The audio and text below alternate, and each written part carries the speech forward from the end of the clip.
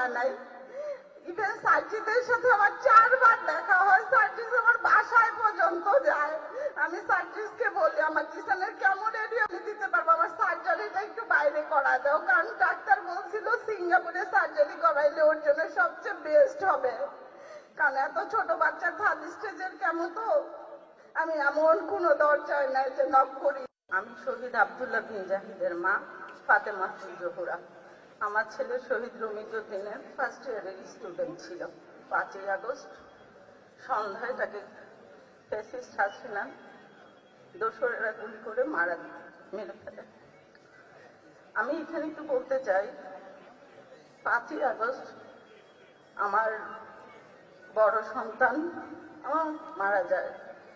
একটা মার জন্য এই শোকটা যে কতটুকু কঠিন সেটা শুধু একটা মাই বোঝে। আমার বড় ছেলে মারা যাওয়ার 14 দিনের মাথায় আমার ছোট ছেলের ক্যান্সার ধরা পড়ে 3rd স্টেজে। আমার বড় ছেলে 5ই আগস্ট মারা যায়। 10 তারিখ আগস্টের আমি পিজি হসপিটালে ভর্তি হই। 19 তারিখে আমার ছোট ছেলের ক্লোন ক্যান্সার ধরা পড়ে।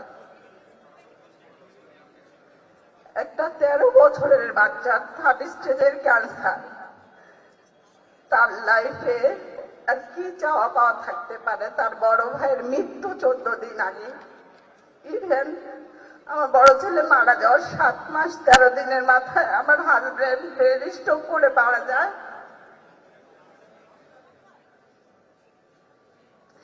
2025 মার্চের 18 তারিখ 17 রোজায় লাইফের এই পর্যায়ে আমি আমার ছোট ছেলের হারানোর আর কি আছে?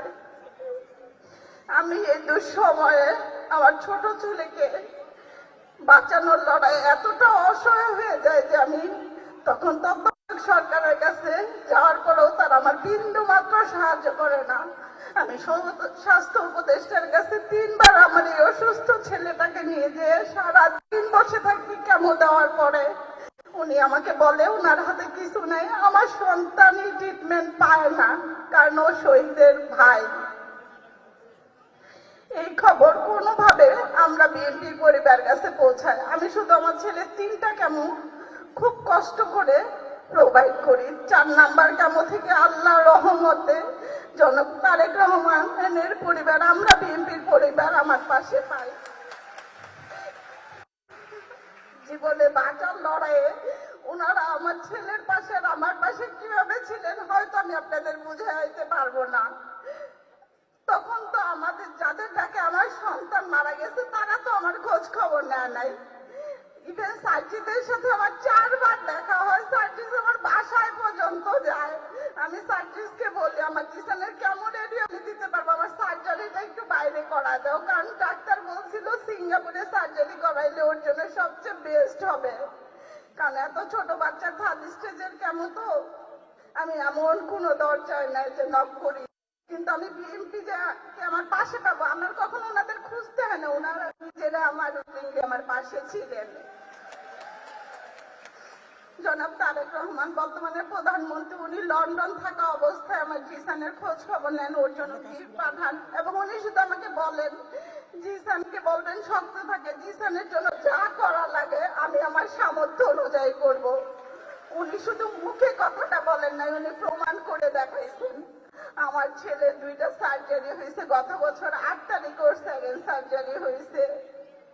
রোমান ভাই নিজে হসপিটালে যায় আমার জিসান। আমরা বিএনপির পরিবারের প্রত্যেকটা সদস্য আমার আর জিসানের পাশে ছিল। আমি ওনাদের কৃতজ্ঞতা বলে শেষ করতে পারবো না। আমার বিশ্বাস আমরা যে শহীদ পরিবার আছি ইনশাল্লাহ শুধু সময়ের ব্যাপার, ওনারা আমাদের পাশে থাকবেন, আমাদের জন্য ওনারা করবেন, কারণ উনিও তো ভুক্তভোগী। আমরা হয়তো হারাইছি, আমরা বলতে পারছি, উনি বলতে পারে নাই।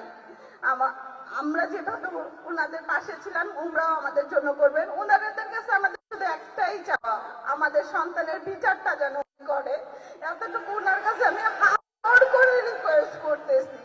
ইভেন আমরা যারা শহীদ পরিবার শহীদ যোদ্ধা আছি তাদের পাশে, তাদের চলাফেরার জন্য, তার জন্য আমরা যে সন্তান হারাইছি কোনো কিছুর বিনিময়ে হয়তো আমাদের সন্তানকে আমরা পাবো না, কিন্তু আমরা একটু সুন্দরভাবে জীবনযাপন করতে পারি সেই ব্যবস্থাটা করলে আর বিচার করলে আমাদের আর কোনো চাওয়া পাওয়া নাই। আমি আবারও বলতে চাই, তারেক রহমান আমার পাশে যেভাবে ছিল, রোমান ভাই, মিথুন ভাই, ইভেন আমরা বিএনপির পরিবারের প্রত্যেকটা সদস্য, আজ পর্যন্ত আমি সেকেন্ড অপারেশন করাইছি, প্রায় 1 বছর হয়ে গেছে। আমি হয়তো ফোন দিয়ে বলি ভাইয়া জিসানের এইটা লাগবে, আমার বলতে দেরি, আমার একদিন সময় লাগে ওইটা আমার কাছে পৌঁছে যাইতে। ইভেন আমি একজন ক্যান্সার রোগীর মা হিসেবে, একজন শহীদের মা হিসেবে আমার হয়তো চিন্তাও করতে হয় না যে কালকে আমার ছেলের কেমন, পরশু রেডিও, আমি কি করব, কারণ আমি একটা সিঙ্গেল মা হিসেবে আমি কিছু করি না। আমার হাজবেন্ডও মারা গেছে, প্রায় 1.5 বছর হয়ে গেছে। ক্যান্সারের মতো একটা কি লেভেলের ট্রিটমেন্টে টাকা লাগে সেটা শুধু সেই পরিবারেই জানে। আমার দিন শেষ অন্তত জিসানের ট্রিটমেন্টের জন্য আমার টেনশন করতে হয় না। ইভেন আপনাদেরকে এখনো আমি বলতে চাই, বলাটা উচিত না, মাত্র রোমান ভাই আমাকে জিসানের কথা জিজ্ঞেস করে বলতেছে ওর এই অবস্থা কেন, ওকে এত খারাপ দেখাচ্ছে কেন। আমি বলছি ভাইয়া ক্যান্সার আগে একটু বেড়ে গেছে। ভাইয়া বলছে আপনি টেনশন করবেন না, আমরা তো আছি, শুধু ওর পাশে আপনি থাকেন। লাস্টে একটা কথা বলতে চাই, দিন শেষে প্রতিদিন সকাল হয় রাত হয় আমার জিসান শুধু বলে আম্মু ভাইয়া তো আমাদের রেখা চলে গেছে, কিন্তু আমি তোমাকে কার কাছে রেখে যাবো, তুমি তো সম্পূর্ণ একা। আমি ওকে বলতে পারি না যে বাবা ইনশাল্লাহ তুমি সুস্থ হয়ে যাবা, বলি আম্মু ইনশাল্লাহ আব্বা আল্লাহ তোমাকে সুস্থ করে আমার কাছে দিয়ে যাবে। আমি সবার কাছে দোয়া চাই আল্লাহ যেন আমাকে জীবিত অবস্থায় আমাকে আর কিছু না দেখায়। একটা মার জন্য কষ্টের আর কিছু নাই, কারণ আমার যা ছিল আমি সব হারিয়ে ফেলছি। আসসালামু আলাইকুম।